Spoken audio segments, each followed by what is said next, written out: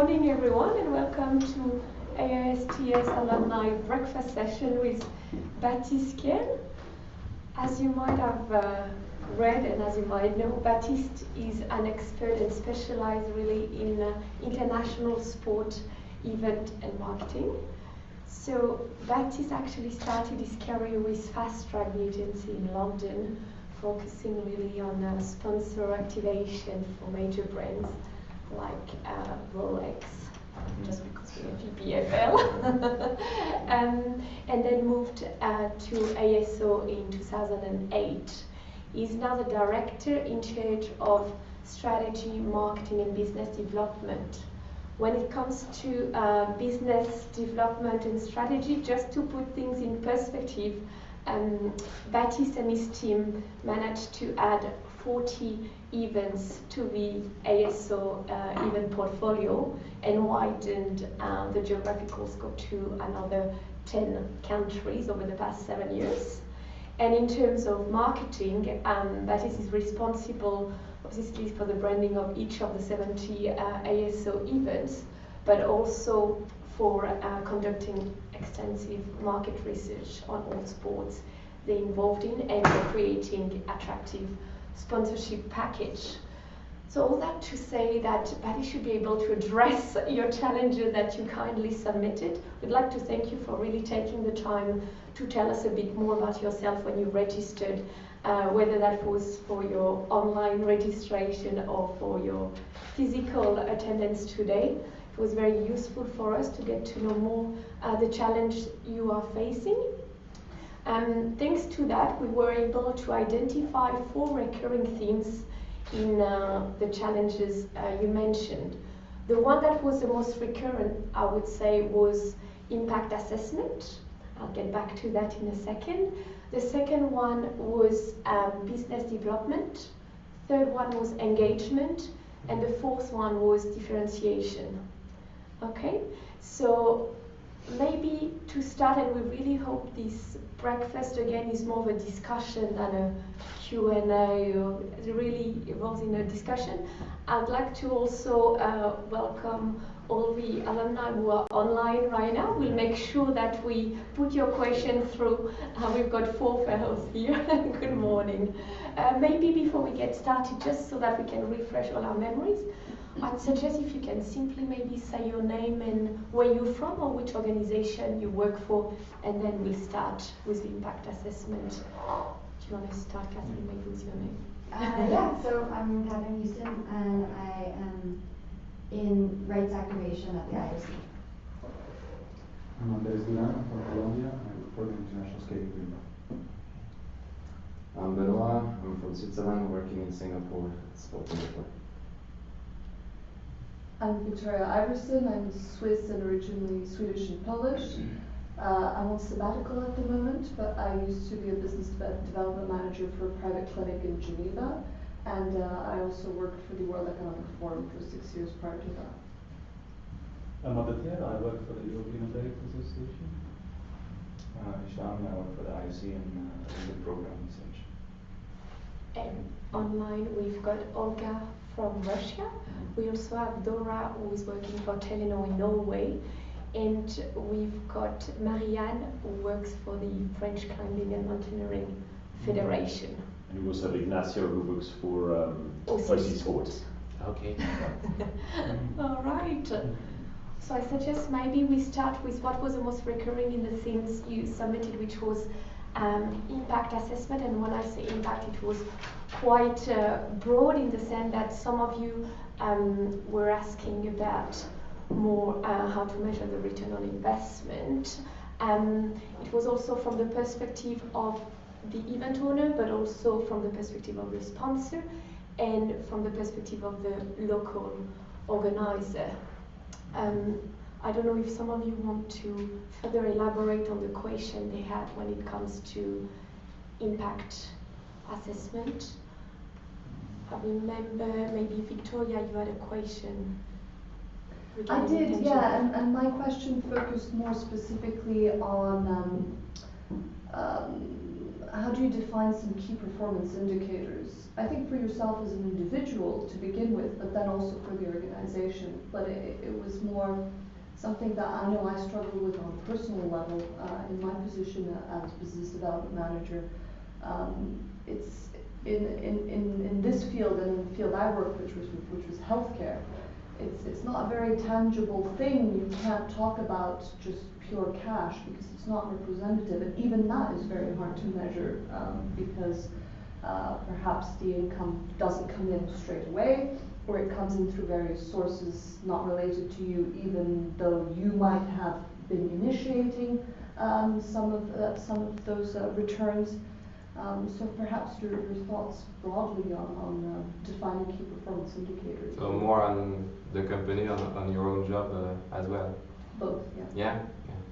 Well, I think the experience that I had is interesting compared to that. The key point being that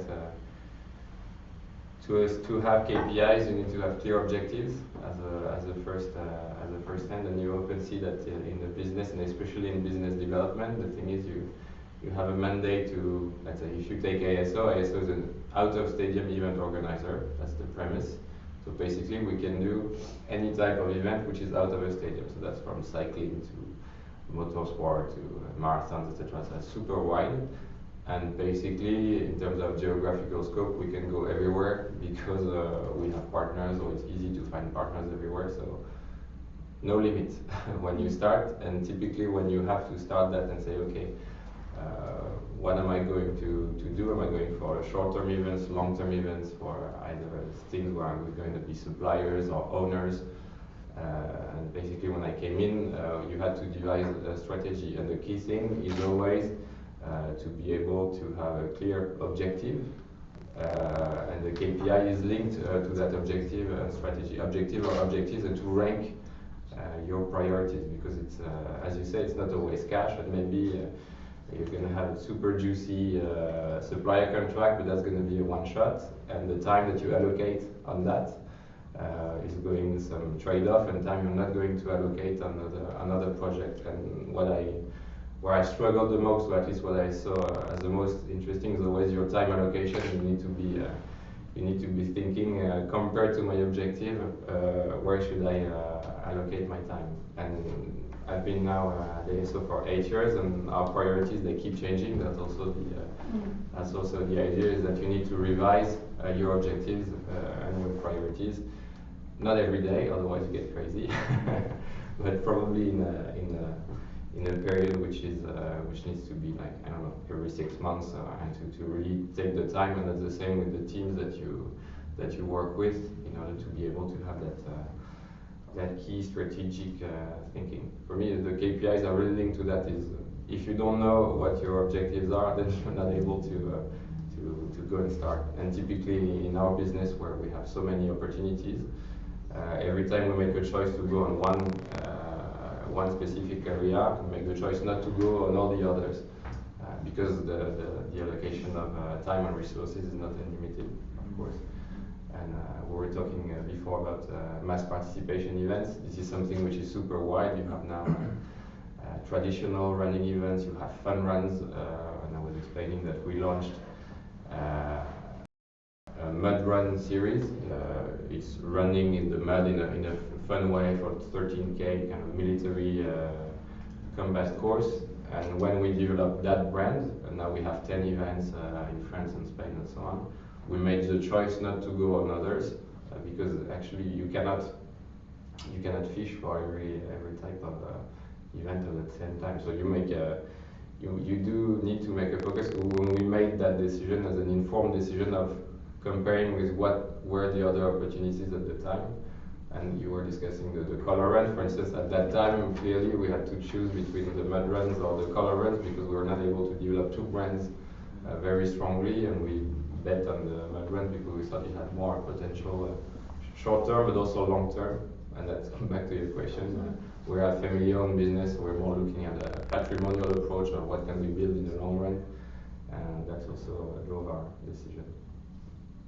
So other than growing the number of events per year, what other KPIs would you use in your role? Yeah, but clearly, actually, the number of events is one way to look at it. But in the end, if you do we pile up 20 small events, or do we get one Tour de France, another Tour de France? Of course, I guess we'd rather be going for one more Tour de France. So again, it's the idea of what events have the most potential. As we are a family-owned business, we look at the long run. So in terms of KPI, is what is an activity that I'm going able to be building and keep. Tour de France has been going on for since 1903. You can see that this is clearly can be defined as an asset, something that lasts. And so the key thing for us is to see what are the events where we believe there is a potential in the long run. So we're not, again, here we're not our objective is not the short term or the short sighted. It's not going to be profit in year one. When we have things that we own, we're more looking in the long run. To give you an example, 5 years ago we launched a 10K in Paris because we saw running was picking up. There was no big 10K in Paris.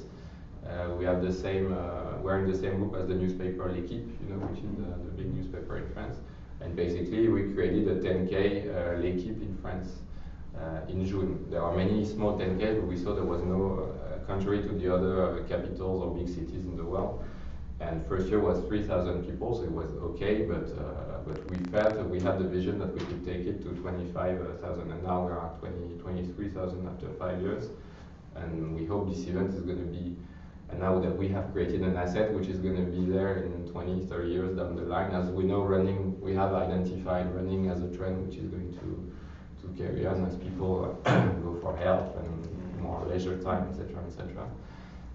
And so our KPI on that was creating an asset, and clearly that's what we are trying to develop. And by sports, we do have a clear strategy on where we want to go. And again, it always goes back to your allocation of time and resources and where you believe there is the best potential. And then it's the fit to your skills as well, because your company always has a skill set.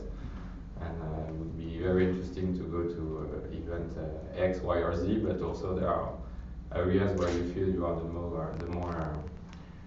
more fit and able to develop than others. And especially with one thing is the sport, and the other is international expansion. Is to what extent can you find the right partner to handle it? But you always look for a partner when you go in a... Yeah, but the way we see it, events really is thinking global. We have a lot of brands, even in mass events like the Mad Day or everything. But the realization of event is super local.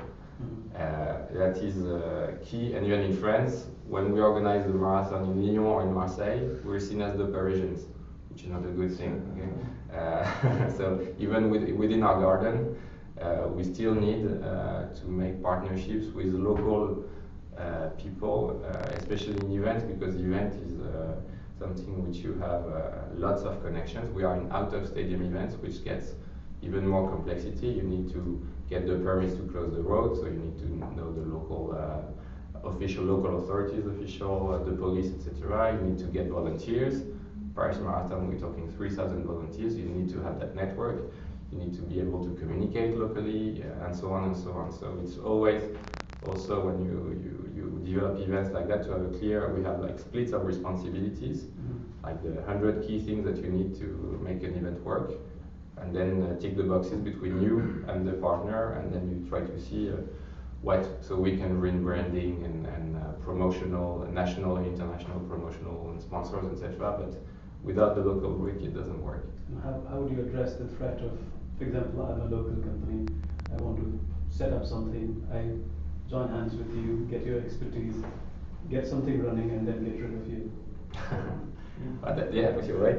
Well, you need to get protected based on really the type of contracts that you do. So clearly, either it depends on what you bring as an asset. So typically, if you bring a brand to the event, that's protection, but that's also a value proposition which is going to develop the whole thing. And then more than the brand is the type of contract that you are going to create in order to align the interests. But in the end, it always ends up on who brings what, and the deal that you make, be it we have some joint ventures, we have stuff where we are service suppliers or full owners, you always need to end up at a deal which reflects what you are bringing. If you do nothing but putting just a name on an event and try to get 100% out of it and own it, it's never going to work because your partner is not going to be happy and then is going to try to get rid of you in some way. So you always need to align those interests and also revise them over time, which can be tricky because the reality of today is not what's going to happen 5 years down the line, clearly. What is your long-term vision? On life? No, that's you personally, as a company. Well, what is your? You're talking about short-term KPI, more or less, and when you're talking about assessing an event, it's very short-term. What is your long-term vision? Yeah, well, for us, our vision and our positioning as a company is quite simple. Is leadership, international leadership in out-of-stadium events. Out-of-stadium events is something wide, but actually it's quite a niche. Well, we are not so many on that market, and once we have said that with this vision of leadership in out-of-stadium events, we devised an internal positioning which fits that. And the idea is that we have a 360 expertise. So within the company, we have experts in all the fields of event organization that come from TV production to marketing to logistics to all those fields. We have all those experts in out-of-stadium events. This is to say, if tomorrow you ask me to organize a football match or something in an arena, probably we're going to be able to do it, but it's not our core expertise. So basically, we already made that choice to be out of stadium. So you make a choice to go on that type of events. So we have this positioning, and based on that, we have analyzed all the sports who are within that range out of stadium and trying to develop. Clearly, cycling for us is the big one with the Tour de France and La Vuelta and 15 races. So we want to keep those races going and push the globalization of cycling and also strengthening the existing events. And then, obviously, mass participation events is where we see an interesting trend upwards as everybody now is running and getting into events and so on, and addressing that target is in an interesting manner and try to address them and keep them in that mass participation field, which is growing and now changing very rapidly. You used to have a marathon and something very established, and now the market is more and more shifting, and for us is to get premium events all the time for all our stakeholders. So the interesting thing is that we have both professional events, okay, Tour de France with top riders and so on, and TV channels from all over the globe, but also we have amateur events like a 10K or a half marathon in Barcelona where you address a typically different target. So for us, we always want to be premium to our stakeholders, but that impacts a lot the way that we have to act and react. Do you see any opportunities in Asia? Do you see it as a market you want to? Yeah, clearly, but our focus was mainly Europe, being French and so on. A lot of activity in South America since we have the Dakar there, and Asia clearly is somewhere where we want to go. We do have a few events. We have a cycling event in Japan, which we have created, the Tour de France branded criterion. We're talking about the power of brands. Our idea was also to develop the asset of Tour de France. We have side events, Tour de France branded, and we created a Tour de France criterion in a city near Tokyo, which is called Saitama. And basically, we bring the 30 top riders of the Tour de France, and we have them have a race in a loop in a circuit in Japan. And we had 200,000 spectators there the first year, and it's been 3 years now. So that's one way to address Asia in the how to say that, in the cycling sport. But in mass participation events, now we see that the things are growing as well, and we need to figure out which are the good partners and how to address the market. As I was saying, it's a very local business. So we used to be involved, for instance, we helped the Indonesian government to set up the Jakarta Marathon, because they had no experience in that and so on. But more globally, again, when you say Asia, we're talking a ton of countries with a ton of different systems. China and Japan is nothing, okay, and so you need to have, what we're trying to have is a clear strategic plan on each country. Always go for the market research and see, okay, where you have a few, are not KPIs, but boxes to tick in terms of, depending on your business. If you look at the cycling race, what is the appetite for cycling? Is it already broadcast? What are the ratings and so on? And if you look at mass participation events, what's the rate of population who's already into sports? Are they able to pay a bib and so on and so on? So Asia clearly is of interest. Not the easiest one, obviously, because it's far from us and culturally it's different from us. For instance, the work in Japan has been super interesting because it's a completely different way to approach.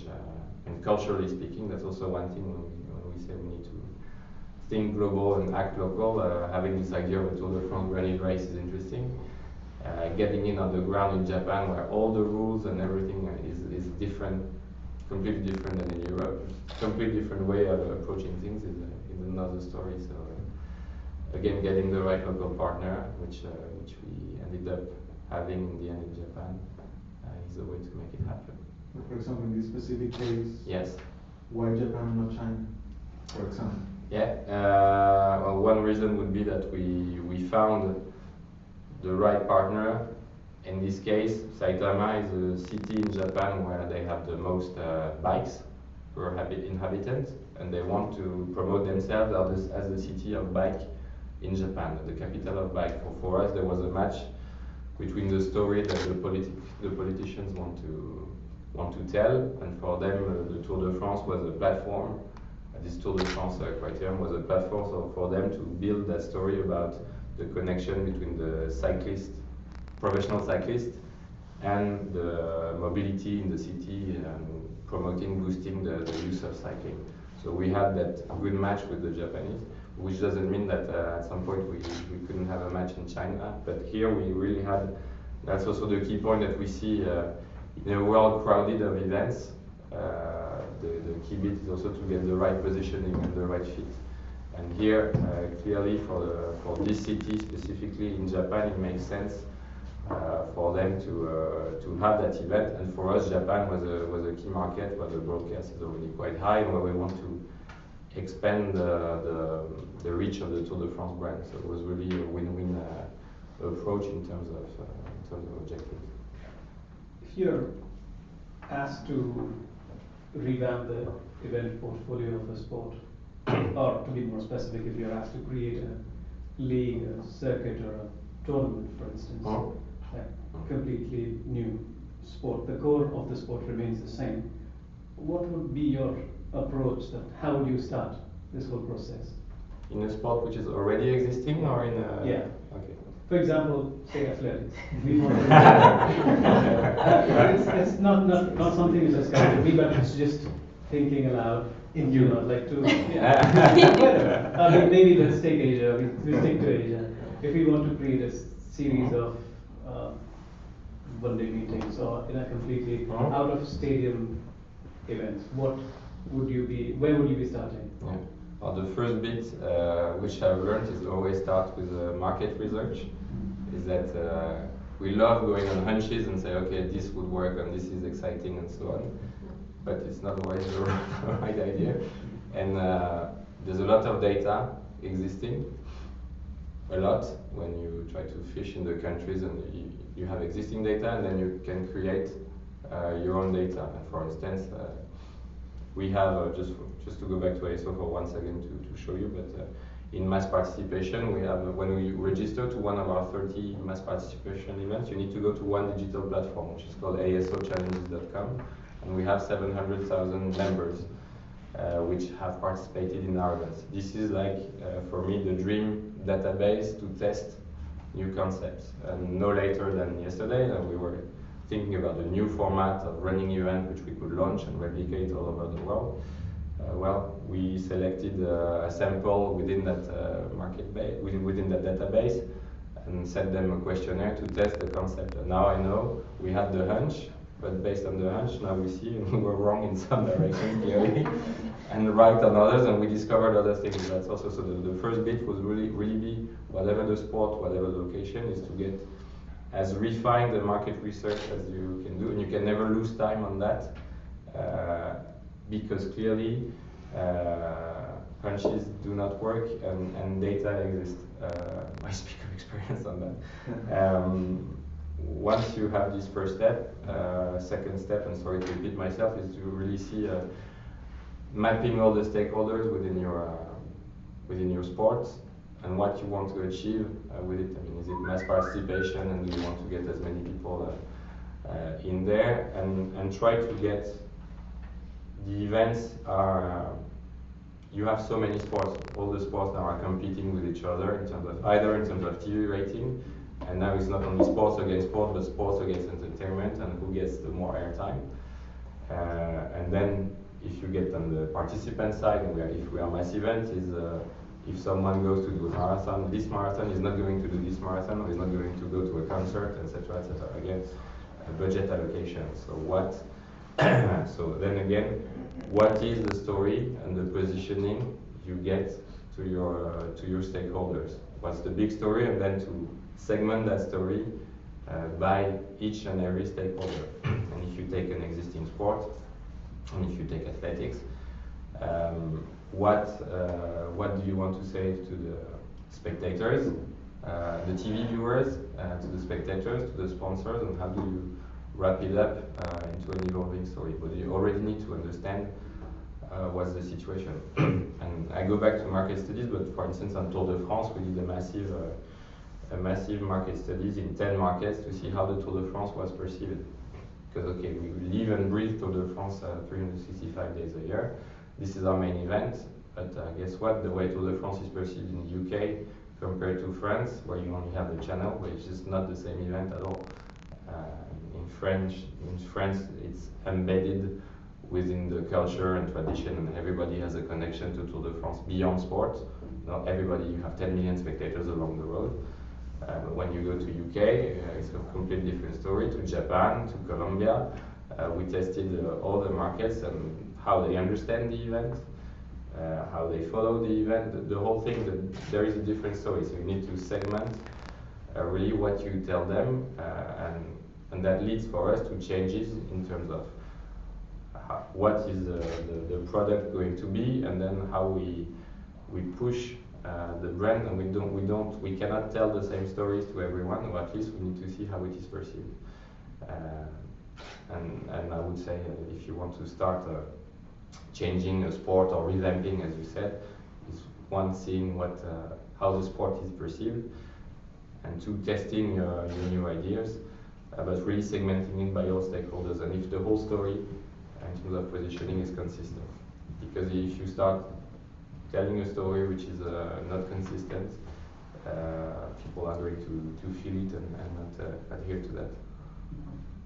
You're in a world now where people know that marketing exists. They know, I mean, everybody is conscious about brands trying to sell stuff to them, etc. Now it's the people are educated, and when you sell a sports event, even though there's passion behind it, the ideal of sport, which makes it way more easy for people to rather follow a sports event than buy some consumer good, because you have an emotional attachment to it, for sure.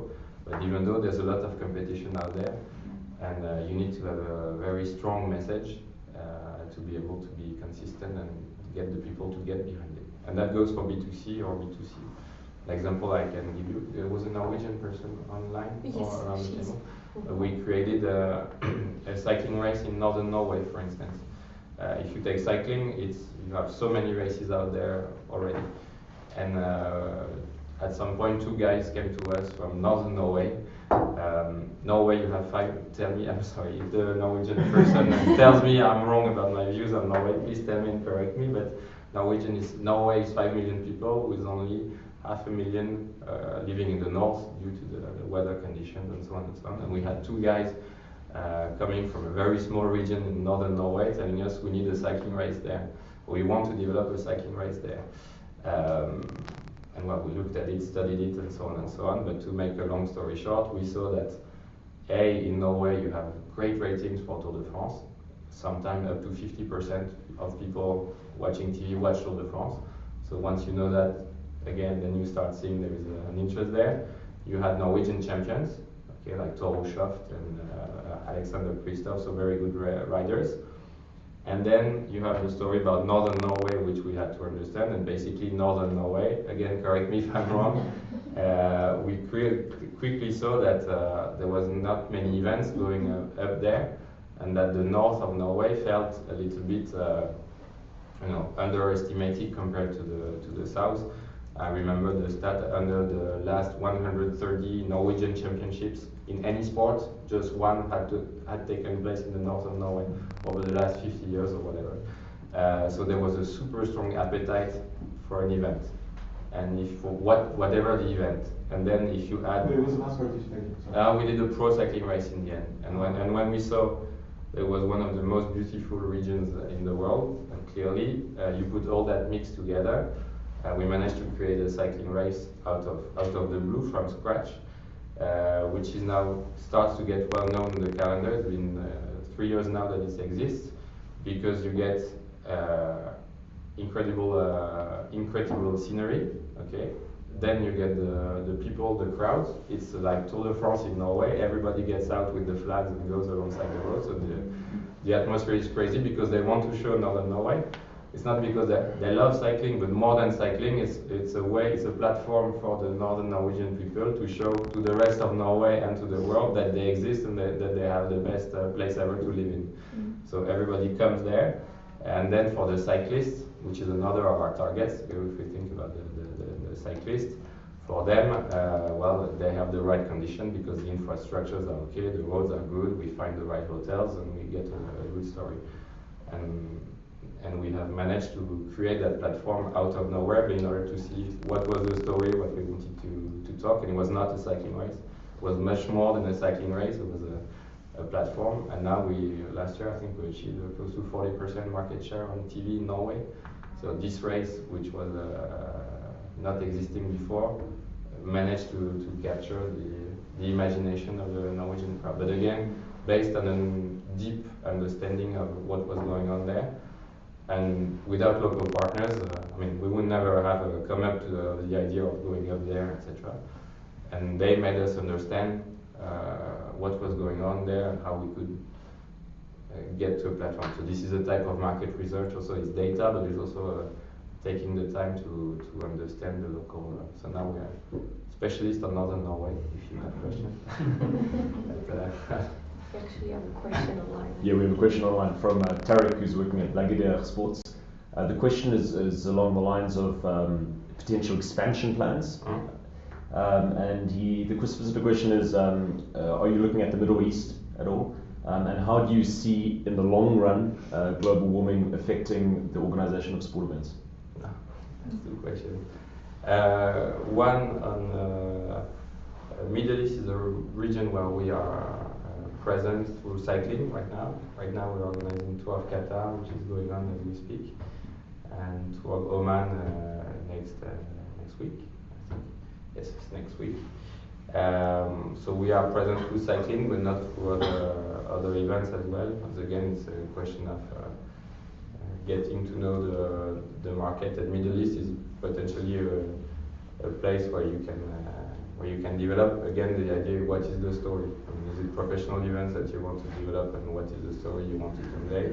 For instance, Oman, the Tour of Oman has been created. We created that in 2010, I believe, and we figured out that Oman was very interesting as a country in terms of landscapes. And you get mountains, and it's super iconic. And what we have without a stadium events is the only sport where we can promote the territories in the best ways possible, because the territory is the venue. And that's what we can provide. And for instance, for Oman, to get to know the green mountains and the landscapes are magnificent. And with the cycling race, we get to have that discovery, and it makes sense to promote. So we get, and we try to design a course which is going to showcase all the best areas for the Oman region. And then regarding other events, it's again we do not have events there yet outside of Oman or Qatar, but I don't know about mass participation. Again, what is the situation there? As I said, we cannot be everywhere at the same time. It's a question of time allocation and resources, but potentially there's no reason why. Again, you just need to fit to what would make sense to the stakeholders, either B2C or B2B. And the other question was on the long-term effects of global warming. Yeah. Oh, that's a big one. Okay. I need to think about that. Well, maybe to add to that, have you had to cancel or delay events due to extreme weather conditions? Yeah, well, that's extreme weather conditions for sure. Well, the biggest one is the Dakar Rally, okay, which is an off-road rally that goes for 2 weeks. And is the most difficult cross-country rally in the world. It used to be in Africa for 30 years, and we moved it to South America due to terrorist threats in Africa.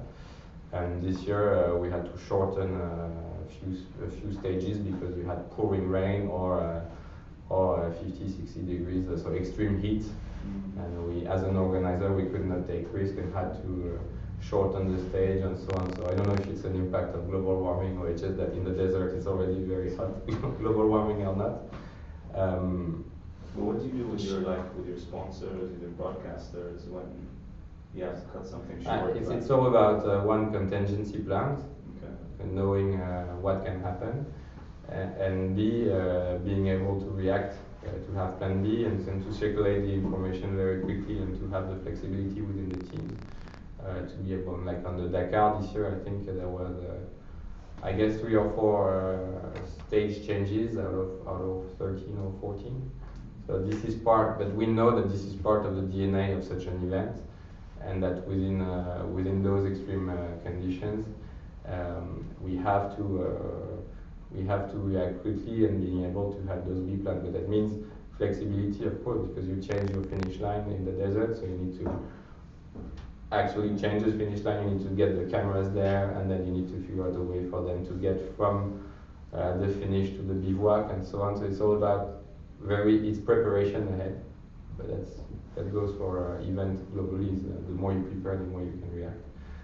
So we have very detailed. If you take the Dakar, we have an organization book which is like that for each event, a road book where you have everything which is detailed. In many pages. It's like the Bible of the event, which is going to be able to make you react with all the families of the event, from medical to marketing to sports component and so on. Maybe I'm a bit far from global warming, I'm sorry. But the thing is, it's such a long term, so it may of course affect our events, but to this day it's more about having our events in a responsible way and making them work. And then we'll see. But is that something that you push for then with a local organizer? You'll say, well, you have to make sure that you're using sustainable practices in this particular area, or perhaps that's linked to the global warming issue. Yeah, that's more, in a more short term. Yeah, clearly that sustainability is an issue, all the more as we are out of stadium. So that means there will be garbage, that means there will be impact, there will be people traveling and so on. So we try on each and every of our events to be able to have a sustainable approach and reply to the challenges that we face. So that means that for the Tour de France, for instance, we have a lot of measures which are, we have partnerships with with different stakeholders in order to be able to collect waste, because you have millions of spectators, so to collect the waste, etc. And all the villages that we have to do this le tri, comment on dit? Waste selection. Oh, sorry, no, but to do that waste collection and selection, and we have many partnerships with the environmental organizations in order to see within all the bits of our organization, because it's extremely vast, how can we improve on all those dimensions. On the Paris Marathon, we work also with sponsors. That's also interesting to see with the stakeholders. On Paris Marathon, Schneider Electric is our title sponsor. Obviously, they're all about sustainability and efficiency within the smart cities management that what they are doing. So we work with them in order to have the Paris Marathon as sustainable as possible and to work on all the aspects of the event prior, during, and after the event. And that's very very interesting to have those approach with all stakeholders. By the nature of out-of-stadium sports, Yeah. do you target different type of sponsors than in-stadium sports, and do you find it's harder for them to maybe activate with the fans due to that not having them contained in one specific area? Well, it's you're right. A different type of sponsors. I don't know. We do have overlap sponsors which are typically in football or handball or whatever that come to out of stadium. The key thing there is again to try to see what is the story they want to achieve, to tell, and then for us to provide a platform for that. To give you an example, the Tour de France publicity caravan or advertising caravan. So if you're not familiar, you have the race, and in front of the race, you have a parade of advertising vehicles. We have 160 vehicles that go 1 hour in front of the race, that drive very slow, like 30, 40k an hour, and that do the whole Tour de France stage. This, talking about vision, has been created in 1930. You can think about the guys who thought about doing that, had an incredible vision at the time. And so all the brands and the sponsors of the Tour de France, and the Tour de France is the biggest event in the world as far as spectators, because here an arena can be 80,000. We have 10 million people that come, and we give the chance for the sponsors on that specific thing. With that platform, they can activate, and they sample millions, I think it's 15 million goodies that are sampled on the Tour de France, and they get that connection with the fan. So that's one way to engage the fan.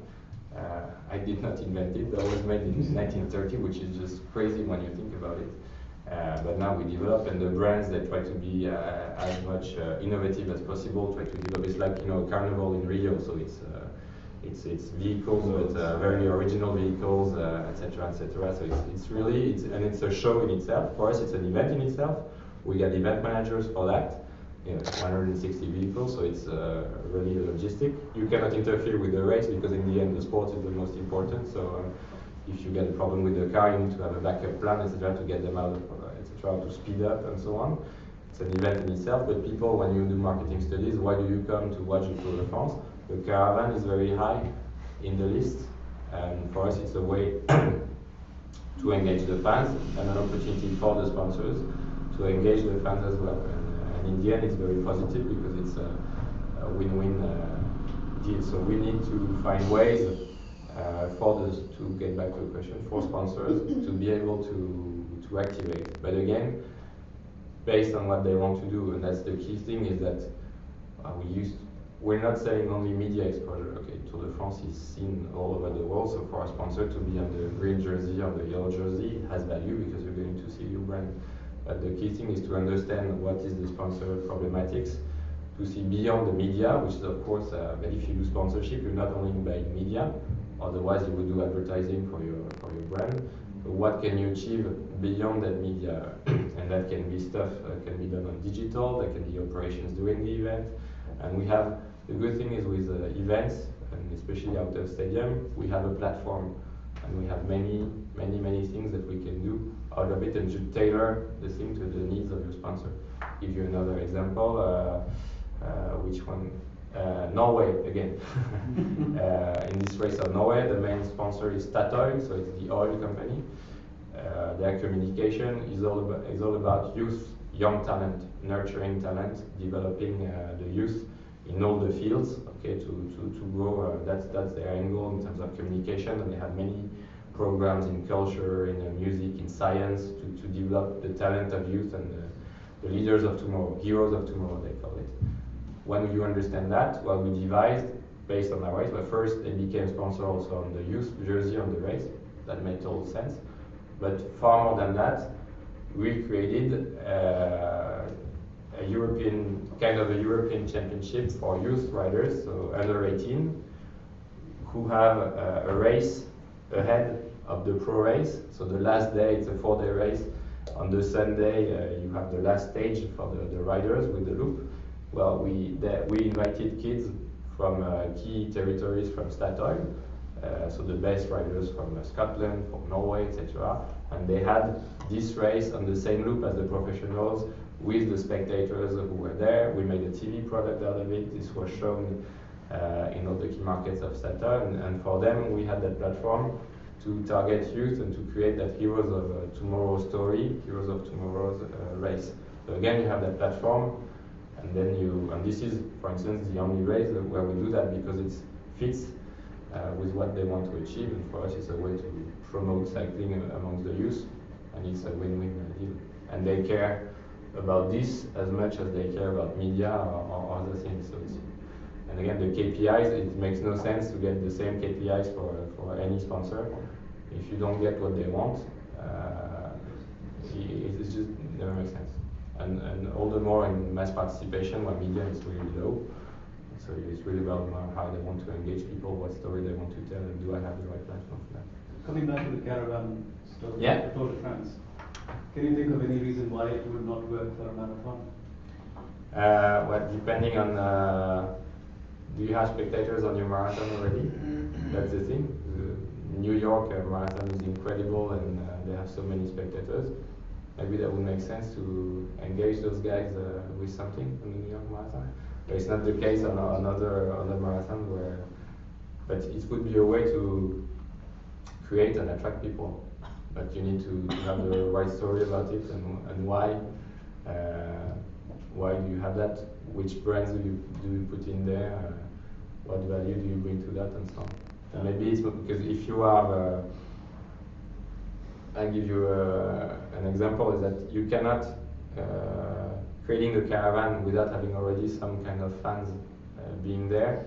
It's a question of chicken and the egg. And maybe you're going to do first promotion on the event and tell the people that okay, the Paris Marathon is going through those streets, and to make a promotion to say okay, at this time there's going to be this kind of entertainment, but also the race is going to getting awareness for your race first, and then of course the caravan can be a way to activate and replicate and promote. The other funny thing is, since we have 70 events in many types of sports, we try to cross-reference the good ideas that we have in one sport and maybe use on another, and see that sometimes. That was my next question. Do you have the same caravan in all the tours? No. We do that on some of the races where it is relevant, clearly. Yeah, no, because I was thinking it's smart, obviously, and good that it started that tradition a long time ago, because if you want to start it right now, maybe they're gonna say, no, that's more time closing the streets and everything, so you're gonna encounter more. And perhaps it works for Tour de France because it runs in stages. So in one stage, caravan has already passed, and it has created a buzz where people are waiting in the next stage to see the same things for the same goodies, something else, and it continues over 22 days or something. Yeah, but one of the reasons. it really, you're right. Then it really depends on how long can you close the road, because that's a key thing. How many people are there, and what? But again, you get back to okay, I'm a public authority. I decided sometimes, and most of the time, the public authorities are funding the event. Okay, so what do they want to get out of it? One bit is obviously media. I get the cycling race because I want to show my region all over the place in the media. Fine. But do they have an objective of local engagement and engaging the local community? If such, it does make sense to have something like a caravan, because it will get the people on the streets, and you will give something back to your constituents in order to make them part of the event. So, for instance, last year we had the Tour de France Grand Départ in Leeds, in Yorkshire, which was the most massive Grand Départ we ever had. Probably, I think the figure was 5 million people over the first 3 days. It was really crazy. We had never seen. You couldn't see the road. On some pictures, it was packed. We were in the middle of a park in the middle of nowhere, not in the cities. You didn't know how the people could have shown up there, but they were there. You had millions of people. It was completely crazy. And we created a legacy race, which is Tour de Yorkshire, the 3-day race, which will be the second edition in May. And then for the first edition, it was no longer Tour de France, so we thought, okay, it's going to decrease. And we had more than 1 million people over 3 days. And again, with all those crowds, one of our first questions is knowing that those people, they want to show Yorkshire and they want to be part of the event, how can we activate, engage with them? And you start creating festivals, and maybe you think about creating a caravan. What are the tools that you want? Because it's an event to show Yorkshire to the rest of the UK and to the rest of the world, but it's also an event for the Yorkshiremen. And again, what are the tools? And then it's the caravan, or it's something else. You can have many. It can be a festival in the start and the finish cities. It can be also actions to engage the community prior to that. Go into schools and use the cycling to teach kids about math, about science, depending on again about your objectives. And that's the cool thing about events is you have a platform and then you just need to be creative. But there's not many limits to what you can do. And for sponsors who know that they want, to get back to the question, if they know what their objective is out of it, and that's the key thing when you talk about with sponsors, when they know exactly what's their brand strategy and what they want to get out of it, the clearer the brief, the better the results. And Statoil is the good thing. When we first met them, they say, okay, we are about youth. No, Statoil, the Norwegian event, the Norwegian company who sponsors our Arctic Race of Norway. They told us our sponsorship, our brand is about youth. What can you do with us about youth? And when you have that brief, you do come up with solutions. I might ask our online followers if they've got any last question. And in the meantime, maybe we've got a couple more questions. Yeah, just you touched upon youth a little bit, but in general, I guess mass participation events are more geared towards a bit of more mature population. But do you have any events that have, for mass participation at least, but others as well, which have been popular with more of a youthful audience? Both in terms of like digital consumption, but spectators and... Yeah, and one thing is first the legal issue is that you for in France at least you cannot get under 16 people under 16 in a marathon or in a 10K, etc. That's not allowed. So that gives or you need to have permissions, etc. But so you do target how to say older people. But then we created kids formats on some of our races. For instance, on the Mud Day, so which is this mud course, we created the Mud Kids. So which was again we had the brand which is Fruit Shoot, so a brand of kids drinks and syrups, etc. We want obviously to talk to kids, and we created a replica of the Mud Day on the Mud Day events for the kids. So a small course for the kids. Of course, you remove the dangerous obstacles and so on. You remove electricity and everything, and they get that event, and it worked very well. But again, trying to less on the actual participation and more on like engaging with the property, you know, like either like watching it or sharing the videos that come out of the Tough Mudder or like the Mud Day, stuff like that. Has that happened a lot? Or Well, it really depends on the event and how attractive your content is and how viral your content can be. And the Mud Day is a good example of you get hundreds of thousands of views and with videos linked to that because it was something new and very coherent and very attractive. So we're not talking kids here, but maybe 20 to 35-year-old people compared to our usual audience of cycling, which is clearly a bit older. But for us, it's the same thing. It's trying to get younger people into either watching the sport, and clearly for cycling, one of our objectives is also how do you engage younger people. But when you start looking at it in different markets, you see that the average age of the guy watching Tour de France is not going to be the same in the different countries. And then what type of editorial content you're going to push to them? What type of story do you think will appeal to a guy who is 20, to a guy who is 50? Maybe you split the content. Maybe to somebody you're going to show the landscapes of Tour de France and what are the vineyards and the castles and where we go through to promote the region because he's going to take the plane ticket and visit France. and maybe the younger guy is more going to be interested on all the mechanic of the bike. And for instance, the big push we did this year was on tracking. What we are very strong in cycling on the promotion of landscapes. Okay, the images are amazing and so on, but as it's out of stadium, it's tricky to get the live timing, you know. And now we have an IT partner, a South African IT company called Dimension Data, and we're working on getting live data on the Tour de France. So to be able to know, I'm watching TV, and on my second screen I can know that Chris Froome is at this speed right now, or he's in the break, he's there, and his teammates are there, and now when you open that field, you get a new way of looking at cycling. And when I'm 25, I'm probably going to be more interested in that, because when I watch TV and when I watch football or the NBA, I get a lot of stats and I get it's very modern and so on. But cycling, you don't have that. So when we identify that, so it's a long way, obviously, because there are technological challenges when you're in the middle of the Alps. Try to get the live tracking up and running is a challenge, but we're getting there.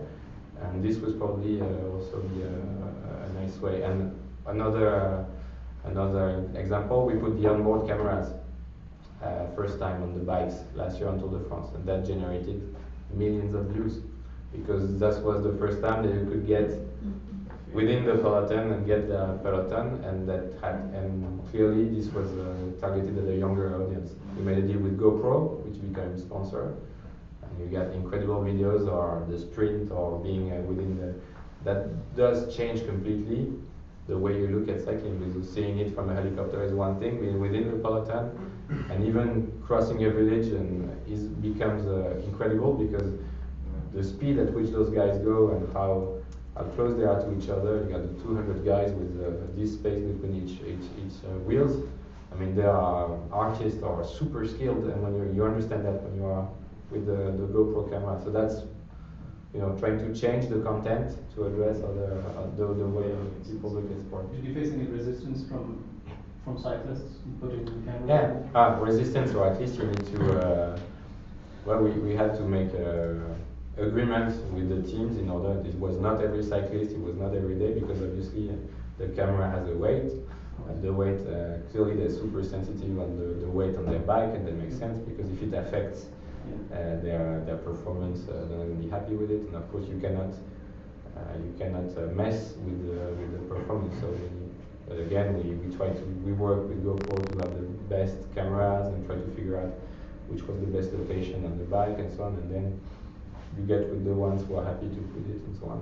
So this is a discussion again, but they also understand that when they get X million hits on YouTube due to the onboard camera they had, they understand what's in it for them. All right. I think things comes to an end. I'd like to thank Baptiste for accepting AISTS invitation to be with you and with us this morning, sharing his experience and knowledge. And thank you to each of you who made it bright and early this morning. Thank you very much. Thank you very much. Thank you.